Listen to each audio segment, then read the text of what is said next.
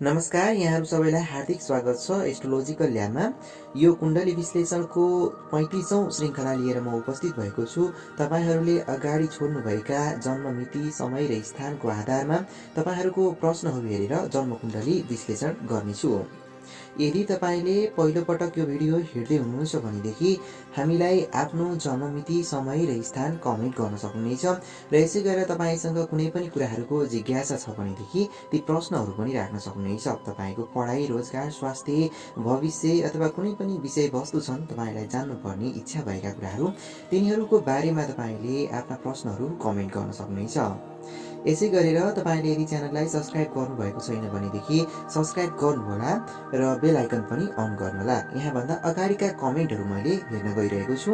विकास छेत्रीजीले कमेन्ट गर्नुभएको थियो, नमस्कार गुरु, मेरो कुण्डली हेरिदिनु न।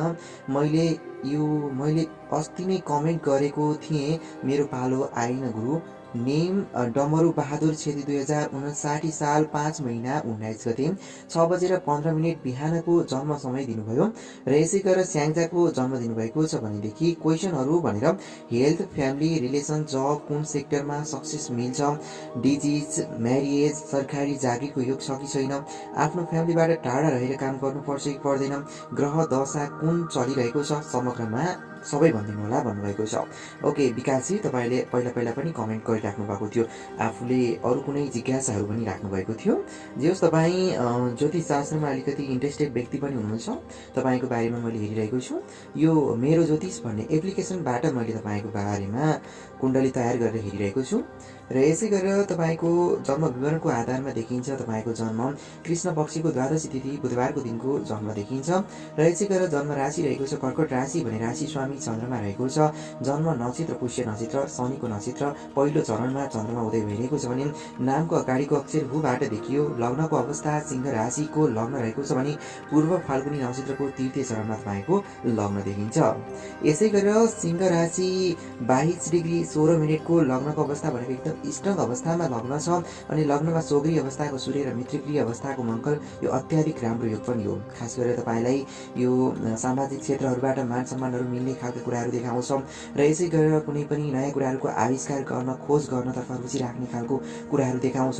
12औं स्थानमा चन्द्रमा र बृहस्पति गजकेसरी योग बनिरहेको छ। अनावश्यक कुरामा तपाईँको खर्च गर्ने खालको सोच भने हुँदैन। राम्रो ठाउँमा तपाईँले खर्च गर्नुहुन्छ। यसै गरेर आध्यात्मिक क्षेत्रहरूबाट अत्याधिक लाभहरू प्राप्त गर्ने, आफूभन्दा ठुला गुरुजनहरूसँग चाहिँ सङ्गत गर्न रुचाउने, धर्मशास्त्रका कुराहरू चाहिँ हेर्न, संस्कृतका भाषाहरू पढ्न रुचाउने खालको तपाईँको स्वभाव देखिन्छ। तृतीय स्थानमा सोग्री अवस्थाको शुक्र ग्रह गएर बसिरहेको छ। तपाईँको जन्मकुण्डलीमा 3वटा ग्रह, सूर्य सोग्री अनि त्यसै गरेर शुक्र सोग्री र त्यसै गरेर चन्द्रमा सोग्री, 3वटा ग्रह सोग्री छ भने एउटा ग्रह उच्चगत अवस्थामा छ। यो अत्याधिक शुभ योग पनि हो। लग्ने सोग्री लग्न स्थानमा हुनु भनेको जीवनमा जुनसुकै कार्यहरू पनि सङ्कल्प गर्यो भनेदेखि पुरा गर्ने एउटा हिम्मत आउने, लिडिङसिप राम्रो हुने, लग्न स्थानमा मङ्गल गएर बसिरहेको छ।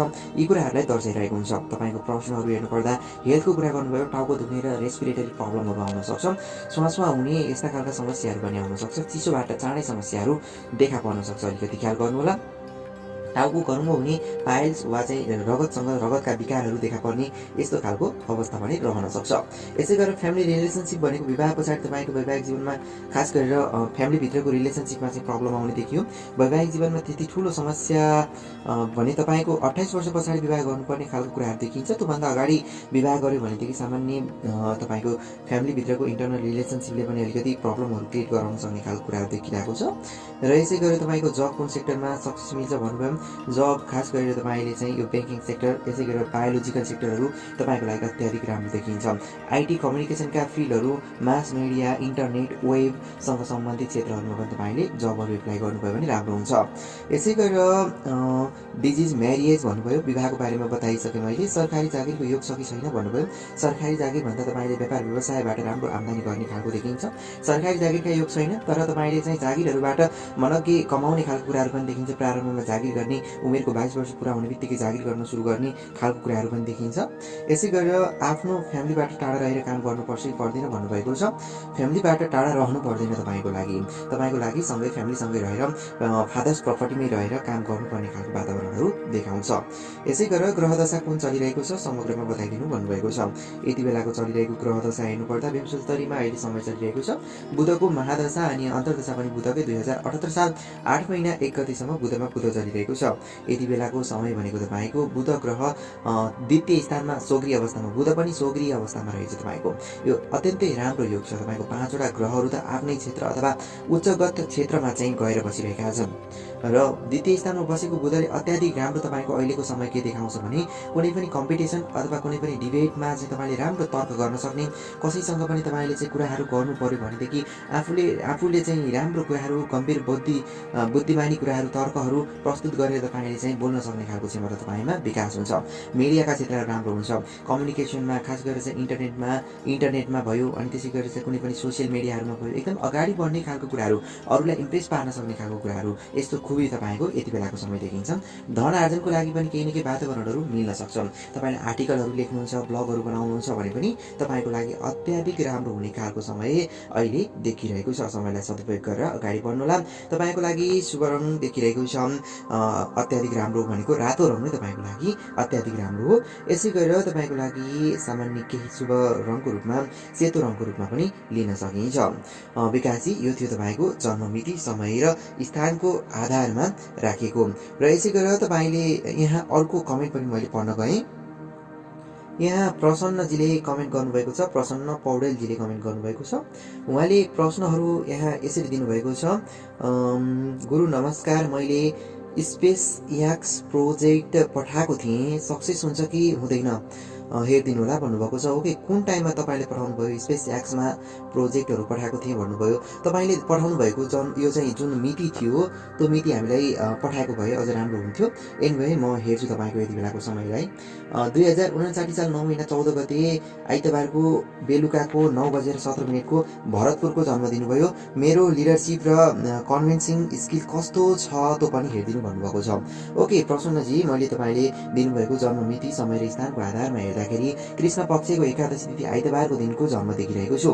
तुला राशि हो तपाईँको, अनि राशि स्वामी भनेको शुक्र ग्रह, स्वाति नक्षत्र राहुको नक्षत्रमा तपाईँको जन्म भएको छ र नक्षत्र स्वामी राहु, र यसै गरेर तपाईँको नामको अगाडिको अक्षर ताबाट सुरु हुन्छ। सिंह राशिको लग्न देखिरहेको छ भने मघा नक्षत्रको द्वितीय चरणमा तपाईँको लग्न उदय भइरहेको छ।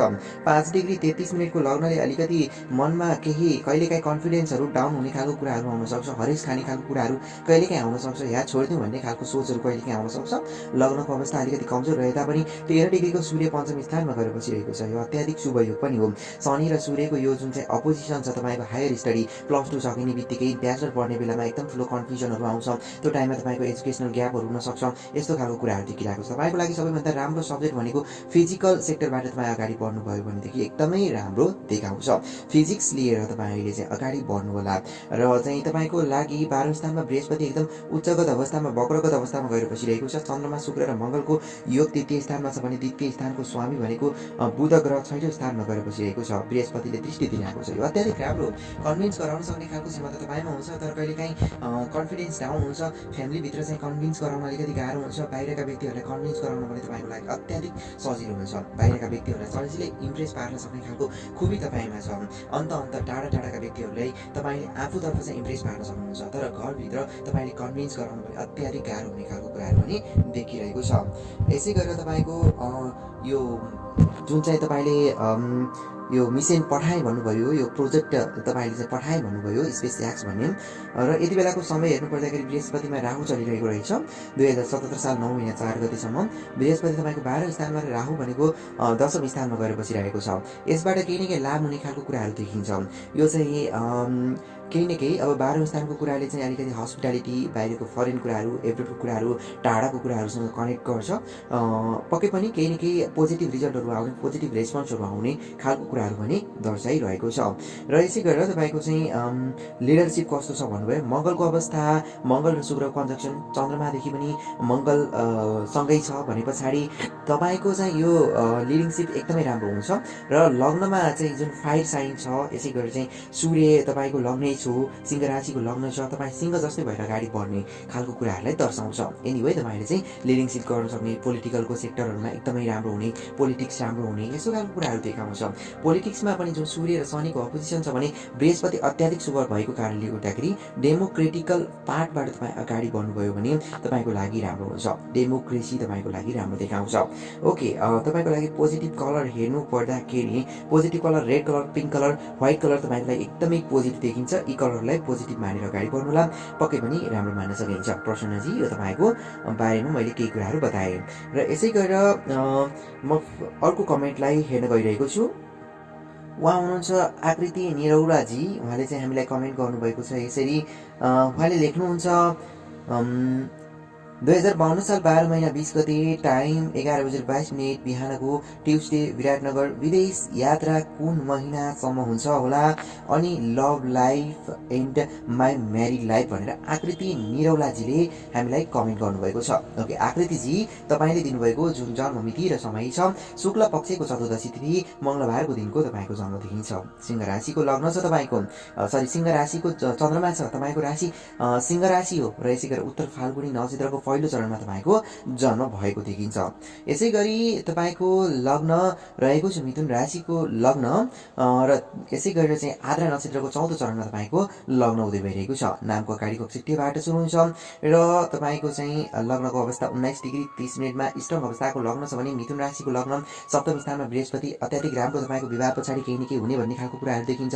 विदेशमा बस्ने व्यक्तिसँग विवाह हुने खालको कुराहरू पनि देखाउँछ। लभ थ्रु एरेन्जमा कन्भर्ट हुने खालको कुराहरू तपाईँको देखिरहेको छ। र यसै गरी एकदमै धेरै कर्मस्थानमा ग्रहहरू गएर बस्दाखेरि शनि, मङ्गल, केतु, बुध र सूर्य, यसले तपाईँको चाहिँ अलिकति करियरसँग सम्बन्धित कुराहरूमा चाहिँ समस्या ल्याउन सक्छ।